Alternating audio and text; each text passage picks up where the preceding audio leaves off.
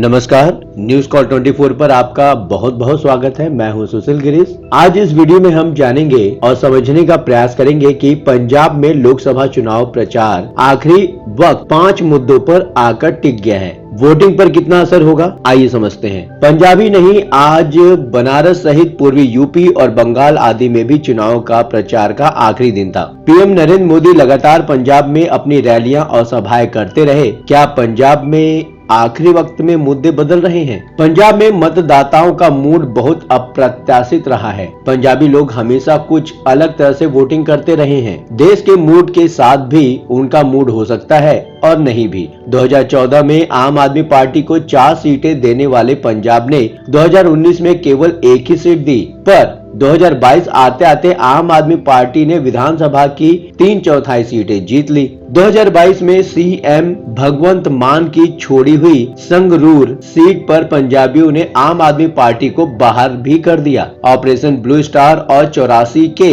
सिख विरोधी दंगों के बाद किसी को यकीन नहीं था कि यहाँ कभी कांग्रेस अपनी जड़ें जमा सकेंगी, पर आज प्रदेश की सबसे मजबूत पार्टी के रूप में कांग्रेस ही विराजमान है। सवाल उठता है कि किसान आंदोलन के चलते बीजेपी को गांव में नहीं घुसने देने वाली जनता क्या कभी बीजेपी को ताज पहनाएगी? तो इसका जवाब यही है कि कुछ कहा नहीं जा सकता। कब पंजाब का मन बदल जाए। प्रधानमंत्री अपने अंतिम दौर के प्रचार में पंजाब में ऐसा अलख जगाया है कि कुछ भी संभव हो सकता है। आइए देखते हैं कि इस बार के चुनाव में क्या तस्वीर बन रही है। पहली बात, पीएम का राम मंदिर के बहाने हिंदू और सिखों के वोट पर नजर। गुरुवार को पंजाब के होशियारपुर में प्रधानमंत्री नरेंद्र मोदी ने इस चुनाव की अपनी आखिरी रैली की। उन्होंने लोगों को संबोधित करते हुए कहा कि पंजाब हमारे भारत की पहचान है, ये हमारे गुरुओं की पवित्र भूमि है। पीएम मोदी ने इस दौरान कहा कि अयोध्या में राम जन्म स्थान के लिए पहली लड़ाई सिखों ने ही लड़ी।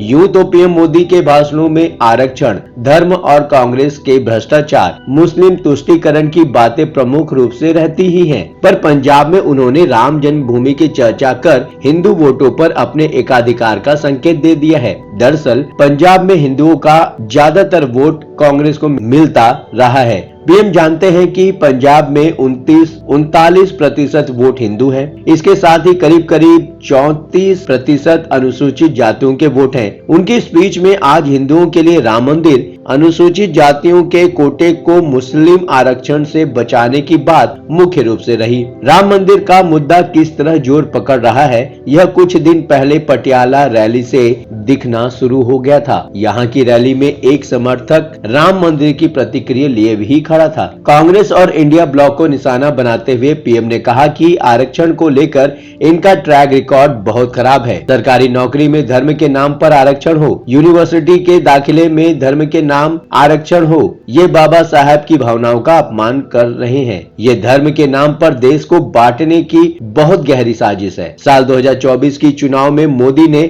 उनसे पर्दा उठा दिया, इसलिए मोदी को नई नई गाली देते रहते हैं। जाहिर है कि पीएम मोदी की इस स्पीच के निशाने पर कौन लोग थे, आप समझ सकते हैं। दूसरा मुद्दा है ऑपरेशन ब्लू स्टार पर अकाली दल की राजनीति से हिंदू वोटों के ध्रुवीकरण की उम्मीद। 1 जून 2024 को ऑपरेशन ब्लू स्टार के 40 साल होने जा रहे हैं, लेकिन पंजाब की चुनावी राजनीति में पहली बार ऑपरेशन ब्लू स्टार को लेकर मुख्य धारा की राजनीति हो रही है। सिखों की सर्व संस्था शिरोमणि गुरुद्वारा प्रबंधक कमेटी की तरफ से ऐसी कोशिशें हो रही हैं कि लोगों को इसकी याद ताजा हो जाए। शिरोमणि अकाली दल भी चुनावी रैलियों में इसे खूब हवा दे रहा है। जब तक बीजेपी साथी Akali Dal operation blue star की सालगिरह से जुड़े कार्यक्रमों में एक निश्चित दूरी बनाने की कोशिश करता रहा, पर अब वह भी स्वतंत्र है। अकाली दल को पता है कि उसे हिंदू वोट अब मिलने नहीं वाला, तो कम से कम सिखों के सहारे वोट तो मिले। जाहिर है कि अकाली दल जितना कट्टरपंथी होगा,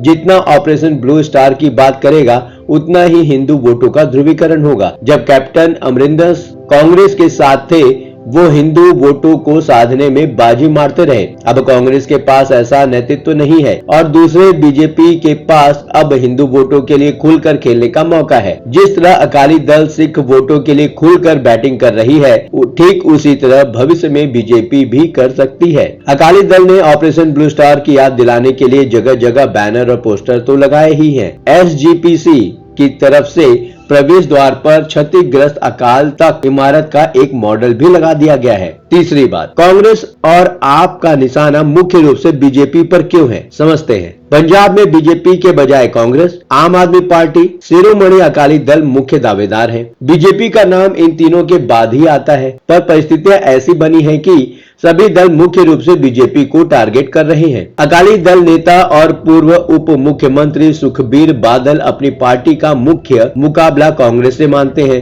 पर उनके भी टारगेट पर बीजेपी रहती है। पंजाब में आम आदमी पार्टी और कांग्रेस एक दूसरे के टोन बहुत हार्ड नहीं दिख रहे हैं, पर विरोध और आलोचना चलती रहती है। पंजाब में कांग्रेस नेता भगवंत मान सरकार को अलग अलग मुद्दे पर टारगेट कर रहे हैं, पर आश्चर्यजनक तरीके से कांग्रेस नेता राहुल गांधी अमृतसर में और प्रियंका गांधी पटियाला और फतेहगढ़ साहिब में एक बार भी अरविंद केजरीवाल या भगवंत मान का नाम नहीं लिया। यहाँ तक कि इन नेताओं ने शिरोमणि अकाली दल को भी निशाने पर नहीं लिया। इन नेताओं के निशाने पर केवल और केवल केंद्र की मोदी सरकार ही रही। दरअसल कांग्रेस को भी चिंता है कि पंजाब में उनका कोर वोटर्स हिंदू और दलित ही है, जिस पर बीजेपी गिद्ध दृष्टि बनाए हुए है। इसी तरह अरविंद केजरीवाल भी पंजाब के मुख्य रूप से केंद्र और मोदी सरकार पर ही हमलावर है। चाहे किसी भी बहाने से या मजबूरी में अगर बीजेपी का नाम लिया जा रहा है तो जाहिर है कि कहीं ना कहीं लड़ाई में लोग बीजेपी को समझ रहे हैं। चौथी बात, आप और कांग्रेस की दोस्ताना लड़ाई का किसको फायदा होगा।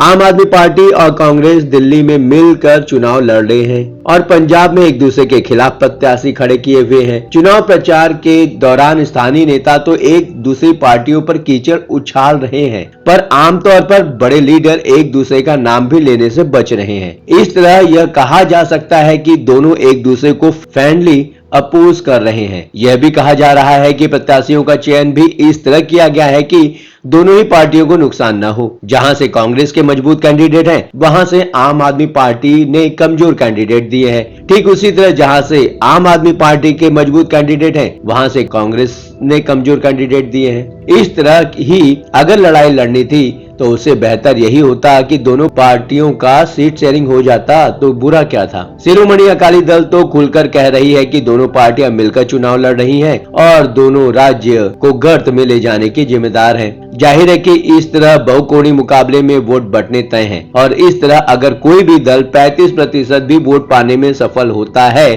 तो हो सकता है कि बाजी उसके हाथ में आ जाए। इस तरह बीजेपी जैसी चौथे नंबर की पार्टी को भी लाभ मिलने की उम्मीद बढ़ रही है। पांचवी बात, किसानों की नाराजगी को भुना रहे हैं कांग्रेस, आप और अकाली दल। बीजेपी इंफ्रास्ट्रक्चर के काम गिना रही है। आम आदमी पार्टी, कांग्रेस और अकाली दल तीनों में ही किसानों के हितैषी बनने की होड़ लगी हुई है। राजनीतिक विश्लेषक सौरभ दुबे कहते हैं कि बीजेपी को तो किसान गांव में ही नहीं घुसने दे रहे, पर आम आदमी पार्टी किसानों से संबंधित अपने वोट, अपने कई वादे न पूरा करने के चलते एक्सपोज हो चुकी है। राज्य में मुख्य विपक्षी पार्टी कांग्रेस के स्थानीय नेता पंजाब सरकार को उनके वादों को लेकर ही घेर रहे हैं। आम आदमी पार्टी ने 2022 के विधानसभा चुनाव के दौरान न्यूनतम समर्थन मूल्य देने का वादा किया था। दूसरी ओर कांग्रेस के घोषणा पत्र में किसानों का कर्ज माफ करने और न्यूनतम समर्थन मूल्य MSP के लिए कानूनी गारंटी सुनिश्चित करने का वादा किया है। दूसरी ओर बीजेपी उन कामों को गिना रही है जो पिछले 10 सालों में केंद्र सरकार की बदौलत राज्य को मिला है। भाजपा के प्रदेश अध्यक्ष सुनील जाखड़ का कहना है कि मोदी सरकार द्वारा अपनी प्रमुख और अन्य योजनाओं के तहत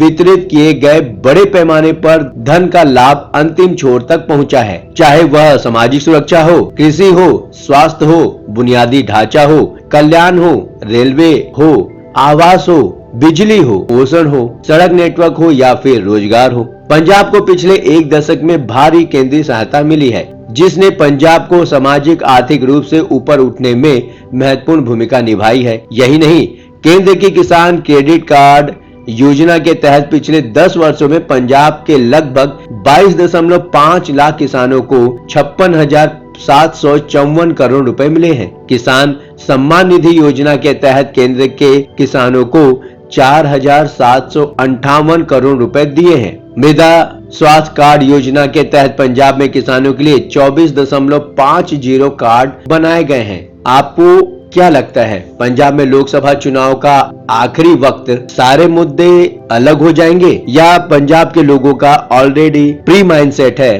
कि वो बीजेपी को नकार देंगे? आप अपनी राय हमें कमेंट के माध्यम से भेज सकते हैं। अभी तक आपने हमारे इस चैनल को सब्सक्राइब नहीं किया है तो कृपया आप इस चैनल को सब्सक्राइब करें, फॉलो करें और नोटिफिकेशन में जाकर ऑल का ऑप्शन दबाना बिल्कुल भी ना भूलें। नमस्कार।